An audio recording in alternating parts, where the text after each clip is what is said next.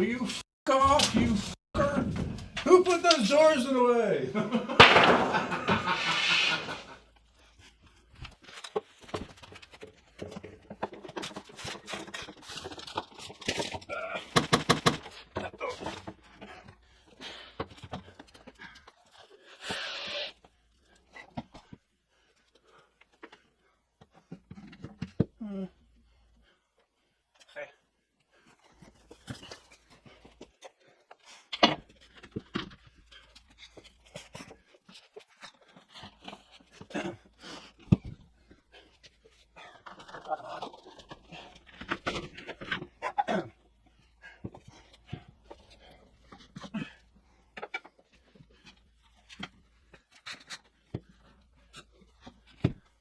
What the fuck? I decided to come out this morning and get started on figuring out, not actually building, not today, I gotta do some planning first, but figuring out where the CNC is going exactly and how I'm gonna set it up. And I knew all along, well, original idea was to put it up on that end, but that's way too cluttered up there. There's no space for it really. So I picked this down here. Perfect spot actually, after that cabinet was taken out. And it's, and you can say it's the right size too, because I measured the machine and it's 37 inches wide and 49 inches long. And this is 49 inches long here, out to here, and 37 comes to here. I still have a good 28 to 30 inches between the side of it and that cabinet over there, which is fine, which is plenty.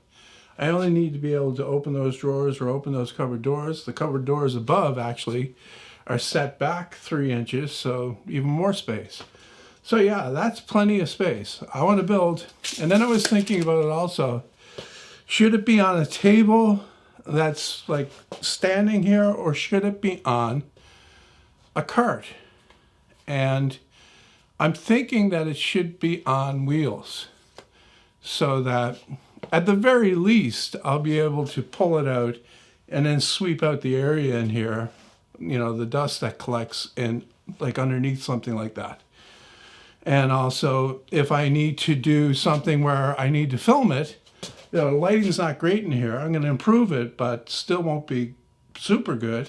I could pull it out into this big empty space here and run it from there, right? So I'm thinking, I'm thinking something very basic, not too fancy, just 4 legs and casters on the bottom. I got big casters, the one that were on this cabinet actually, the ones that I had here, and also a nice solid flat top that's also light. So I'm thinking along the lines of almost like a torsion box idea.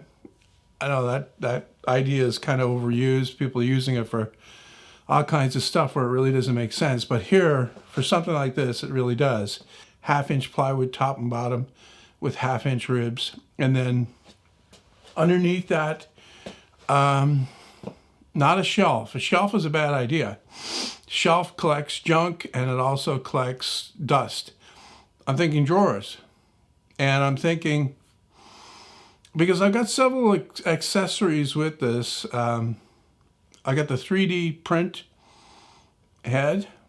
I've also got the laser engraving. I think it can do some thin cutting too, or at least cardboard. It could probably cut cardboard, no problem. I don't know the strength of the laser. I didn't really look into it. And also the control boxes for that stuff that need to be, you know, put away when they're not in use. So those drawers would be for that. I'll start by building the top, and I may actually use, well, this is a good idea right here. I may actually use that 1/4-inch plywood from the crate to make that top. That would be perfect. You know, you don't need thick material for, you just need, you know, skin, right? That's the way a torsion box works. It's the ribs that add the strength and the structure to it. So yeah, 1/4" plywood on the top and bottom. I've got pieces more than big enough because the top and bottom of the crate. And then 1/2" plywood ribs, or maybe a combination of 1/2" and 3/4" plywood ribs. And then the legs themselves would be L-shaped 3/4" plywood. This is my preferred way. I don't like using 2x4 and stuff like that. That way they screw right onto the edge of the torsion box. And any other storage that I need for bits and stuff like that, then I can come up with that later, right? I can always, like if the drawers are in this U-shaped thing on the bottom, all facing this side, and then I've still got space on the front where I can add some more. Understand? And then I can make these drawers deep too, because I've got 22-inch slides. Right? I still got lots of those. Yeah, it's all coming together. I love it when a plan comes together.